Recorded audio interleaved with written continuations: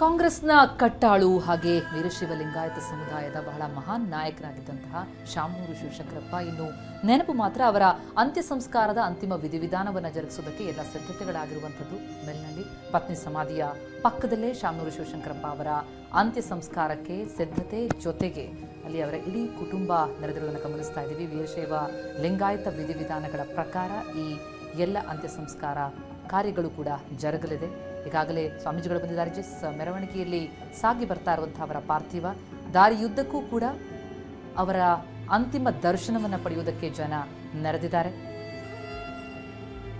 ದಾವಣಗೆರೆಯನ್ನ ಬೆಣ್ಣೆ ನಗರಿಯಿಂದ ವಿದ್ಯಾನಗರಿಯನ್ನಾಗಿಸಿದಂತಹ ಕೀರ್ತಿ ಶಾಮನೂರು ಅವರದ್ದು. ಉದ್ಯಮಿಯಾಗಿಯೂ ಕೂಡ ಸಾಧನೆಯನ್ನ ಮಾಡಿದಂಥವರು. ಚೌಕಿಪೇಟೆ ರಸ್ತೆಯಲ್ಲಿ ಸಾಗಿ ಬರ್ತಾ ಇದೆ ಶಾಮನೂರು ಶಿವಶಂಕರಪ್ಪ ಅವರ ಪಾರ್ಥಿವ. ಮೆರವಣಿಗೆಯ ಮೂಲಕ ತರಲಾಗ್ತಾ ಇದೆ.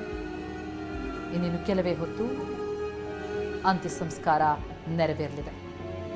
ಸೋಲಿಲ್ಲದ ಸರ್ದಾರ್ನಾಗಿ ರಾಜಕೀಯದಲ್ಲಿ ಮೇರು ವ್ಯಕ್ತಿತ್ವ ಹೊಂದಿದಂತಹ ಶಾಮನೂರು ಉದ್ಯಮದಲ್ಲೂ ಕೂಡ ಸಾಧನೆಯನ್ನು ಮಾಡಿದಂಥವರು, ಶಿಕ್ಷಣ ಕ್ರಾಂತಿಯನ್ನು ಮಾಡಿದಂಥವರು. ದಾವಣಗೆರೆಯ ಚೌಕಿಪೇಟೆ ರಸ್ತೆಯಿಂದ ನೇರ ದೃಶ್ಯಗಳನ್ನು ನೋಡ್ತಾ ಇದ್ದೀವಿ. ಬೆಳಗಿನಿಂದಲೂ ಕೂಡ ಜನರ ಅಭಿಮಾನ ಎಷ್ಟಿದೆ ಶಾಮನೂರು ಅವರ ಮೇಲೆ ಅನ್ನೋದಕ್ಕೆ ಸಾಕ್ಷಿಯಾಗಿ ಜನಸಾಗರ ಕಂಡು ಬರ್ತಾ ಇದೆ. ಆಗಲೇ ನೆನಪಿಸ್ಕೊಳ್ತಾ ಇದ್ರು ನಟಿ ಅದಿತಿ ಪ್ರಭುದೇವ. ದಾವಣಗೆರೆಯವರು ಅಂತಂದ್ರೆ ಓ ಶಾಮನೂರು ಊರಿನವರ ಅಂತ ಕೇಳ್ತಾರೆ ಅಂತಂದ್ರೆ ಅಷ್ಟರ ಮಟ್ಟಿಗೆ ಒಂದು ಐಡೆಂಟಿಟಿ, ಒಂದು ಜಾಗದ ಒಂದು ಊರಿನ ಐಡೆಂಟಿಟಿಯಾಗಿ ಇದ್ದಂಥವ್ರು ಶಾಮನೂರು ಅಂತಂದ್ರೆ ಅವರ ಕೊಡುಗೆ ಅಷ್ಟು ದೊಡ್ಡದಾಗಿದೆ ಅಂತ ಅವರು ಸ್ಮರಿಸ್ತಾ ಇದ್ರು. ಯಾಕಂದ್ರೆ ಅವರು ಸ್ಥಾಪಿಸಿದಂತಹ ಶಿಕ್ಷಣ ಸಂಸ್ಥೆಗಳಲ್ಲಿ ಕಲಿತು ದೊಡ್ಡ ದೊಡ್ಡ ಸ್ಥಾನಗಳಿಗೆ ಹುದ್ದೆಗಳಿಗೆ ಇರಿದಂಥವರು, ಪ್ರಭಾವಿಗಳಾಗಿ ಬೆಳೆದಂಥವರು ಅಸಂಖ್ಯ ಮಂದಿ. ಜೊತೆಗೆ ಅವರ ಕಟ್ಟಿದಂತಹ ಸಂಸ್ಥೆಗಳಲ್ಲಿ ಉದ್ಯೋಗವನ್ನು ಪಡೆದಂಥವರು 15,000ಕ್ಕೂ ಹೆಚ್ಚು ಜನರಿಗೆ ಅವರು ಉದ್ಯೋಗವನ್ನು ನೀಡಿದ್ದಾರೆ. ನಾವು 2 ದೃಶ್ಯಗಳನ್ನು ಕೂಡ ನೋಡ್ತಾ ಇದ್ದೀವಿ. ಅವರ ನಿವಾಸದಲ್ಲಿ ಅವರ ಪಾರ್ಥಿವ ಇದ್ದಂಥ ಸಂದರ್ಭದಲ್ಲಿ ಅಂತಿಮ ನಮನವನ್ನು ಸಲ್ಲಿಸ್ತಾ ಇದ್ದಂಥ ಸಮಯ. ಜೊತೆಗೆ ಈಗ ಮೆರವಣಿಗೆ ಸಾಗಿ ಬರ್ತಾ ಇದೆ. ಸಕಲ ಸರ್ಕಾರಿ ಗೌರವಗಳೊಂದಿಗೆ ಅಂತ್ಯಕ್ರಿಯೆಗೆ ಸಿದ್ಧತೆಯನ್ನ ಮಾಡಿಕೊಳ್ಳಲಾಗ್ತಾ ಇದೆ. ಕಲ್ಲೇಶ್ವರ ಮಿಲ್ನಲ್ಲಿ ಖಾಕಿ ಪಡೆ ಕೂಡ ಈಗಾಗಲೇ ನಡೆದಿದೆ. ಅವರಿಗೆ ಅಂತಿಮ ನಮನವನ್ನು ಸಲ್ಲಿಸೋದಕ್ಕೆ ಸಕಲ ಸರ್ಕಾರಿ ಗೌರವಗಳನ್ನು ಸಲ್ಲಿಸುವ ಒಂದು ನಿಟ್ಟಿನಲ್ಲಿ ಎಲ್ಲ ಸಿದ್ಧತೆಗಳನ್ನು ಕೂಡ ಮಾಡ್ಕೊಂಡಿದ್ದಾರೆ. ಈಗ ದಾವಣಗೆರೆಯ ಚೌಕಿಪೇಟೆಯ ಬೀದಿಯನ್ನು ನೋಡ್ತಾ ಇದ್ದೀರಿ. ನೋಡಿ ಎಷ್ಟು ಅಸಂಖ್ಯಾತ ಸಂಖ್ಯೆಯಲ್ಲಿ ಜನ ಅಲ್ಲಿ ನೆರೆದಿದ್ದಾರೆ. ತಮ್ಮ ಊರಿನ ಧಣಿ, ದಾವಣಗೆರೆಯ ಮಾಣಿಕ್ಯ ಅಥವಾ ದಾವಣಗೆರೆ ಜಿಲ್ಲೆಯ ಜನರ ಪಾಲಿನ ಅಪ್ಪಾಜಿ ಅಂತಲೇ ಕರಿತಾ ಇದ್ದಂತಹ ಹೆಸರಾಗಿದ್ದಂತಹ ಶಾಮನೂರು ಶಿವಶಂಕರಪ್ಪ ಅವರು ಇವತ್ತು ಇಹಲೋಕ ತೆಚ್ಚಿದ. ಅವರ ಅಂತ್ಯಕ್ರಿಯೆ ಇನ್ನೇನು ಕೆಲವೇ ಹೊತ್ತಿನಲ್ಲಿ ನೆರವೇರುತ್ತೆ. ಅವರ ಅಂತಿಮ ಯಾತ್ರೆ ನಡೀತಾ ಇರುವಂಥದ್ದು. ತೆರೆದ ವಾಹನದಲ್ಲಿ ಅವರನ್ನು ಕೂರಿಸಿ ಅಂತಿಮ ಯಾತ್ರೆ ಮೆರವಣಿಗೆ ನಡೀತಾ ಇದೆ. ದಾವಣಗೆರೆಯ ಚೌಕಿಪೇಟೆ ರಸ್ತೆಯಿಂದ ಸಾಗಿ ಈಗ ಕಲೇಶ್ವರ ರೈಸ್ ಮಿಲ್ ಕಡೆಗೆ ಪಾರ್ಥಿವ ಹೊರಟಿದೆ. ಇನ್ನು ಕಲೇಶ್ವರ ರೈಸ್ ಮಿಲ್ ಅವರದ್ದೇ ಒಡೆತನ. ಹಾಗೆ ಅವರ ಪತ್ನಿ ಪಾರ್ವತಮ್ಮ ಅವರನ್ನು ಕೂಡ ಅಲ್ಲೇ ಸಮಾಧಿ ಮಾಡಲಾಗಿದೆ. ಹಾಗಾಗಿ ಅವರ ಪಕ್ಕದಲ್ಲೇ ಶಾಮನೂರು ಶಿವಶಂಕರಪ್ಪ ಅವರನ್ನು ಕೂಡ ಈಗ ಸಮಾಧಿ ಮಾಡಲಾಗುತ್ತೆ. ಸಮಾಧಿ ಸ್ಥಳ ಶುಚಿಗೊಳಿಸಿ ಎಲ್ಲ ಸಿದ್ಧತೆಯನ್ನು ಮಾಡ್ಕೊಳ್ತಾ ಇದರಲ್ಲಿ ರಂಗೋಲಿಯನ್ನು ಬಿಡಿಸಿ ಸಮಾಧಿಯನ್ನು ಸಿದ್ಧತೆ ಮಾಡ್ಕೊಂಡಿದ್ದಾರೆ. ಆ ಸಮಾಧಿಯಲ್ಲಿ ಶಿವಶಂಕರಪ್ಪ ಅವರನ್ನ ಕೂರಿಸಿ ಅಂತ್ಯ ಸಂಸ್ಕಾರವನ್ನು ನೆರವೇರಿಸಲಾಗುತ್ತೆ. ದಾವಣಗೆರೆ ಚೌಕಿಪೇಟೆ ರಸ್ತೆಯಿಂದ ನೇರ ದೃಶ್ಯಗಳನ್ನು ನೋಡ್ತಾ ಇದ್ದೀವಿ. ಕರ್ನಾಟಕ ರಾಜಕೀಯದ ಭೀಷ್ಮ, ದಾವಣಗೆರೆಯ ಧಣಿ ಅಂತ ಕರೆಸ್ಕೊಳ್ತಾ ಇದ್ದಂತಹ ಶಾಮನೂರು ಶಿವಶಂಕರಪ್ಪ ಅವರು, ಅವರನ್ನ ಪ್ರೀತಿಯಿಂದ ಅಲ್ಲಿನ ಜನ ಕೂಡ ರಾಜಕೀಯ ಲೋಕದಲ್ಲೂ ಹೇಳೋದು SS ಅಂತಾರೆ. ಅಂದರೆ ದಾವಣಗೆರೆಗೆ ಹೋದ್ವಿ ಅಂತಂದ್ರೆ ಹೆಜ್ಜೆ ಹೆಜ್ಜೆಗೂ ಶಾಮನೂರು ಅವರ ಹೆಜ್ಜೆ ಗುರುತು ಸಿಗುತ್ತೆ. ಅಷ್ಟು ಸಂಸ್ಥೆಗಳಿವೆ.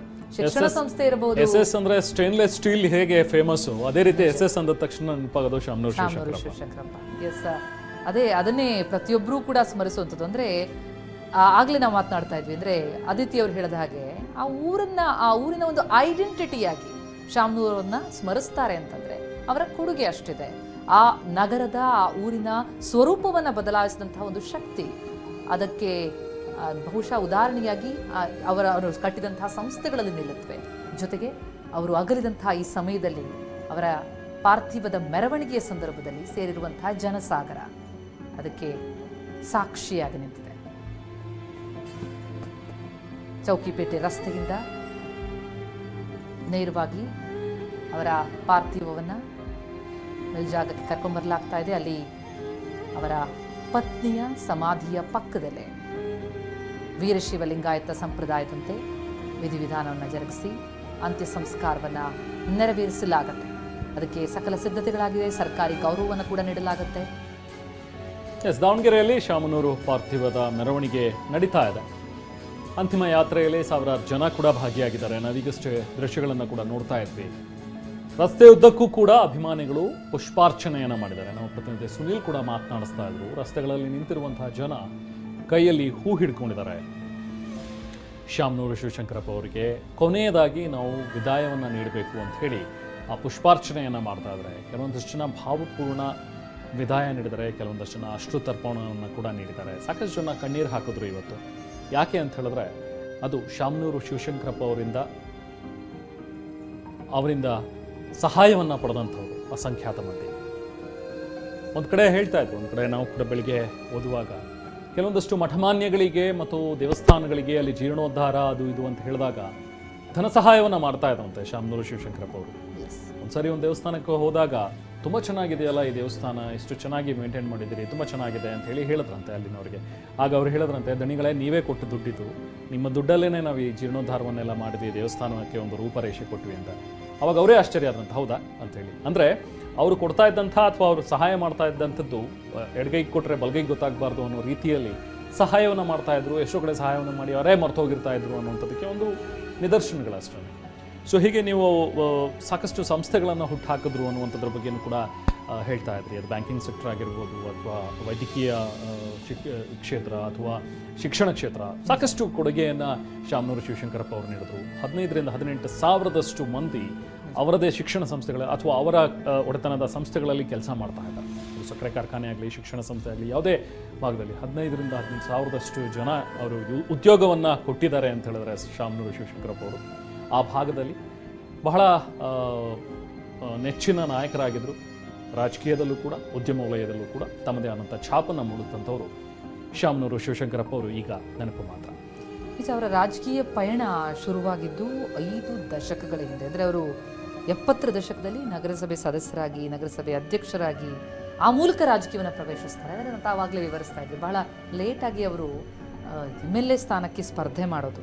ಸಕ್ರಿಯ ರಾಜಕಾರಣಕ್ಕೆ ಅವರು 70ರ ದಶಕದಲ್ಲೇ ಎಂಟ್ರಿ ಕೊಟ್ಟಿದ್ರೂ ಕೂಡ 94ರಲ್ಲಿ ಮೊದಲ ಬಾರಿಗೆ ಶಾಸಕರಾಗ್ತಾರೆ.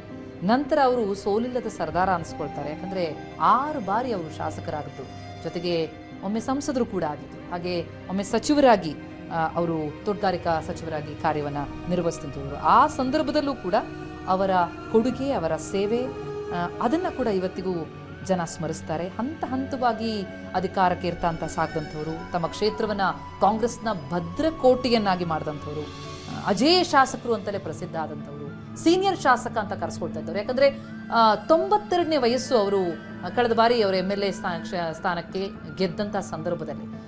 ಆ ಸಂದರ್ಭದಲ್ಲೂ ಕೂಡ ಅಷ್ಟೇ ಆಕ್ಟಿವ್ ಆಗಿ ಓಡಾಟವನ್ನು ಮಾಡಿಕೊಂಡು ಸಕ್ರಿಯ ರಾಜಕಾರಣದಲ್ಲಿ ಇದ್ದಂತಹ ಮೇರು ವ್ಯಕ್ತಿತ್ವ. ಹಾಗಾಗಿಯೇ ಇಷ್ಟು ದೊಡ್ಡ ಸಂಖ್ಯೆಯಲ್ಲಿ ಜನಸಾಗರ ಅವರ ಅಂತಿಮ ಯಾತ್ರೆಯಲ್ಲಿ ಭಾಗಿಯಾಗಿದೆ.